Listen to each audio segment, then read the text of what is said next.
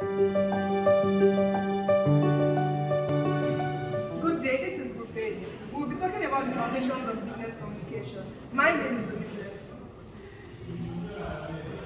I'm Morena. I'm tired with you, Fulo and Nathaniel. I'm Ogunla Victor. I'm Bamshi Joseph. I'm Benedict Ismoa. My name is Itabril Grace. My name is Claire Elizabeth. My name is Amaka Shola. The notion communication originates from the Latin word communis, which means to impact, to share, and to make common. Communication involves transmission of verbal and non-verbal messages. It consists of a sender, a receiver, and a channel of communication. The two general models of communication are transactional and constructivist model. Moving on, business communication can be defined as the flow of information, perception, and idea within the business organization or outside the organization. So, just like general communication, business organization also follows the same process.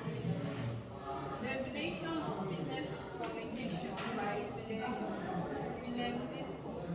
Administrative communication is a process which involves the transmission and accurate replication of idea ensured by feedback for the purpose of eliciting action which will accomplish organizational. Okay, now I'm talking about the 7 C's and the 4 S advocated by the experts as follows. The first one is completeness, second one is credibility, the third one is completeness, clarity, consistency, courtesy, and conciseness. Okay, now the first one talk about completeness, which your communication has to be very, very complete. We're going to the second one, which is credibility. Anything you're giving out has to be credible, giving the right information. The third one is concreteness. Anything precise, like saying that the precise language had to be what considered in favor of the unclear and non-concrete language. And the other one is clarity, okay, which is if the message is being transmitted is clarified, it makes the message more easier to understand. That's the message you're taking out has to be what understandable to people you are giving it to. And we talk about the consistency and the courtesy with what conciseness. Now we're going to talk about the 4S, which is the strength, the sincerity, the simplicity, and the shortness.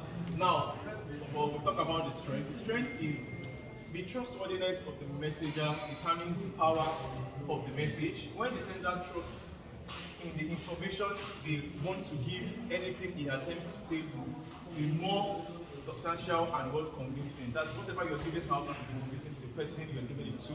And talk about the substantialness, that has to be what? We talk about the other one, says sincerity. A genuine approach to the problem is evident to the word recipient.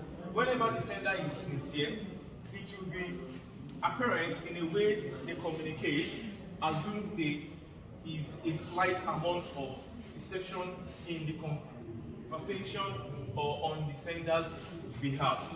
Talk about the third one, which is simplicity. The use of simple words and concepts indicates clarity of thinking, which says you have to what? Reduce your grammatical words, which you have to be simple with the words you use when you are communicating. And the last one is what? Shortness. If the message can be transmitted in a brief form, the transmission and understanding of the message can be what? Fast and what? Efficient. The message you're taking out, the communication you're taking out has to be what? Has to be short, so that it can what? Be good for people to what? Understand. I'll be talking about the importance of business communication, how effectiveness of communication to business organizations and in achieving their aims and objectives, and to meet business profit margin and reputation. The importance of business communication, the point we have here. First one, we have building better things. Effective communication builds a positive atmosphere where things can flourish. Yeah. So it enables team members to become stronger and work better together. Secondly, it prevents misunderstanding and conflict within an organization. This actually has to do with in a firm and in an organization that is there an employee to an employer relationship. Then thirdly, we have improving customer service. This is very important. Communication is very important in the sense of improving customer service, and this actually has to do with the organization and the customers or the consumers and the whole. Then thirdly, the fourth point here about meeting goals and ending success. Effective communication actually it helps an organization in meeting their goals and helps them in ending success. Then the fifth point, promoting creativity and innovation. Effective communication actually it helps in promoting creativity and innovation in our organization. Moving on the importance of business communication. The next point is that it advances individual career prospects. Good communication skills, such as open and honest communication, eliminate surprises and reinforce commitment to solve problems within the organization. The next point is that it increases managerial efficiency. Communication aids managers to express tasks and disseminate instructions to their subordinates. With good business communication, the interaction between manager and the employees, the employer and the employee will be better. So there will be no misunderstanding that will cause errors within the organization. The next point is that business communication also helps for effective decision making. Proper communication offers information that are useful and vital to the manager to aid decision making. That is, when there is good communication within the organization and a problem comes up that needs solving, giving the right information about the problem will bring more effective, faster and effective solutions to the problem.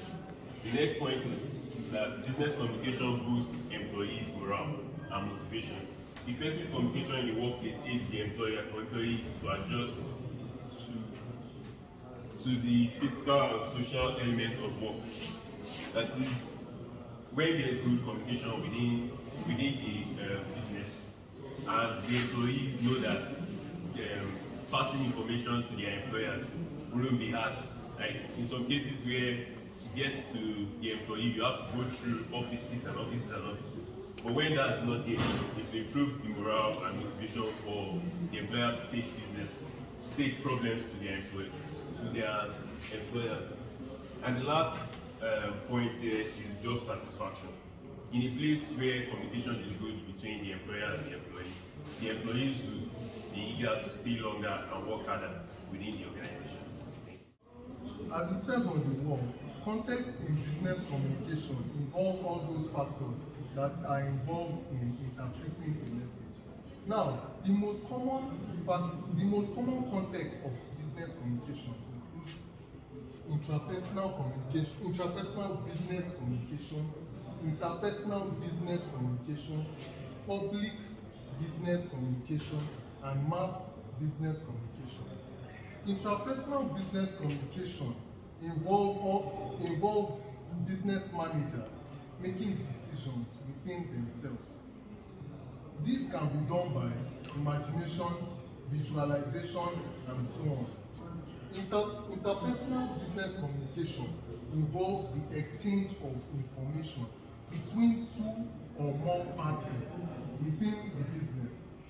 Now, this can be done between employee and employee, employer and employee, and employer and stakeholders. So public communication in business can be defined as the strategic communication used to convey ideas, programs, and basically every information that needs to be aired within the business organization through the use of presentations to the public and to a large group of people inclusive. Now, lastly, mass business communication. This involves the spreading or passing of information through mass media to the information about the business through mass media, like for example, internet, billboards, newspapers, among others, to a wider audience in order to spread more information about the business and so on. Types of business communication. So we have 4 types of business communication. We have the upward, the downward, lateral and external business communication.